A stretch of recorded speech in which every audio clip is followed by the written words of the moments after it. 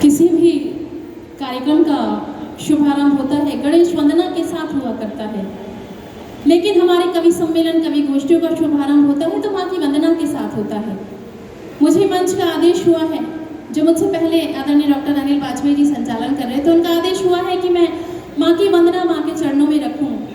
तो मैं माँ की वंदना माँ के चरणों में रखती हूँ। शब्द मेरे हों, भाव आपके भी जुड़े, ऐसी प्रार्थना करती हूँ।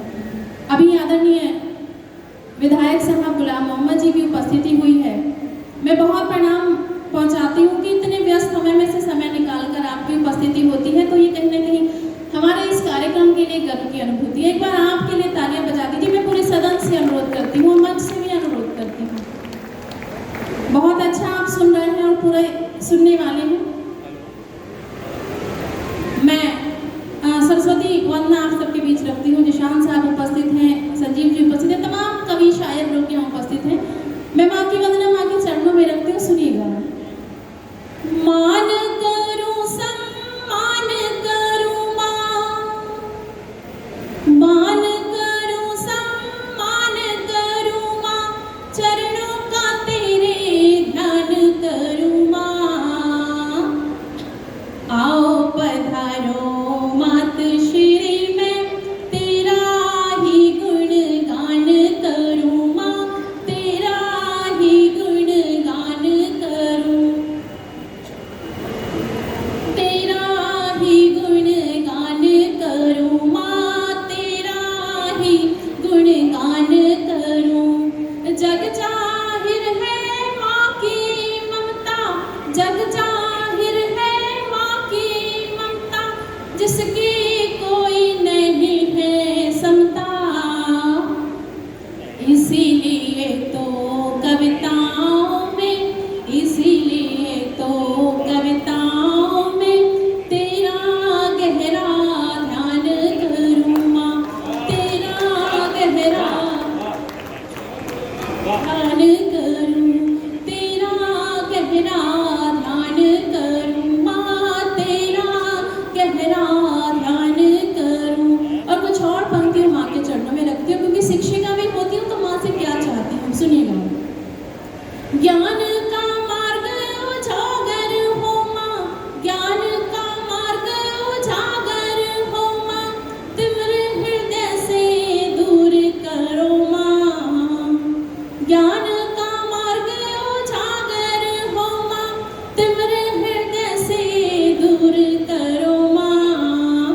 मूंद के आँखें बैठ के तन्हा, मूंद के आँखें बैठ के तन्हा, तेरा गहरा ध्यान करूं माँ, तेरा गहरा ध्यान करूं।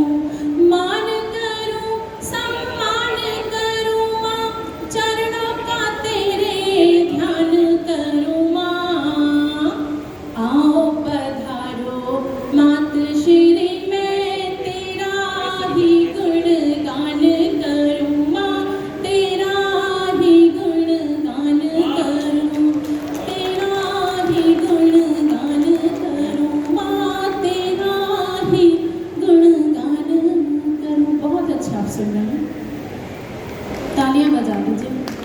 गला कुछ खराब था, कई लोगों ने ध्यान भी दिया होगा, साथ नहीं दे रहा था उस समय, लेकिन उसके बाद भी आपने बहुत अच्छा सुना। मुझे 4 पंक्तियां मैं आपके बीच रखना चाहती हूँ। मेरा मन है कि मैं प्रारंभ में 4 पंक्तियां आप सबके लिए पढ़ देती हूँ कि हम सब लोग क्या चाहते हैं, क्यों यहाँ हम सब एकत्रित हुए। सुनिएगा, 4 पंक्तियों के माध्यम से कहती हूँ। फिर इस कवि सम्मेलन को प्रारंभ करना चाहती हूँ। हुरगन नगीन जी हमारे साथ नगीना से उपस्थित है, मैं उनको आप सबके बीच हास्य के लिए उपस्थित कराऊंगी। 4 पंक्तियां कहीं मैंने लिखी, वो पढ़ती हूँ, सुनिएगा। मोहब्बत का मैं लेकर आई हूँ पैगाम कविता में।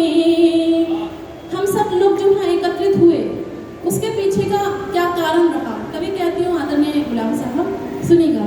मोहब्बत का मैं लेकर आई हूँ पैगाम कविता में, किसी की सुबह कविता में, किसी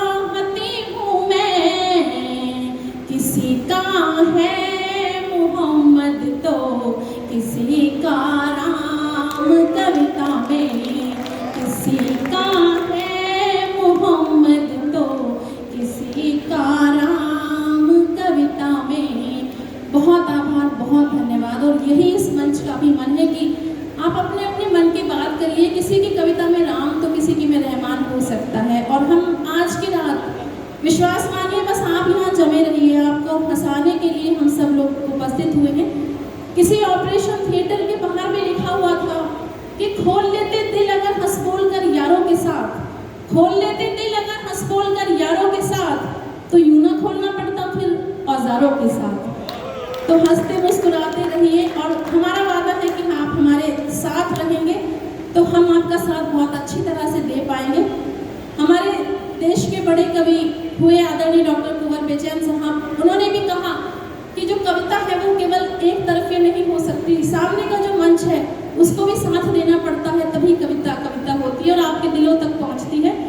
आदरणीय डॉक्टर कुंवर साहब ने कहा कि पूरी धरा भी साथ दे तो और बात है, पूरी धरा भी साथ दे तो और बात है, पर तू जरा भी साथ दे तो और बात है। और चलने को तो चलने को तो चलने को तो एक पाँव पर भी चल रहे हैं लोग, दूसरा भी साथ दे तो और बात है। तो वो दूसरा पाँव आज की रात आप लोग हैं, आपको हमारा साथ देना है। जब तक मेरा समिति प्रशासन चाहेगा उस समय तक हमें काव्य पाठ करना है और आपको हमारे साथ रहना है। और अब मैं आपके और हुड़दंग नगीनी जी के बीच से हट जाना चाहती हूँ। वो आपको हंसाने के लिए, मुस्कुराने के लिए नगीना बिजनौर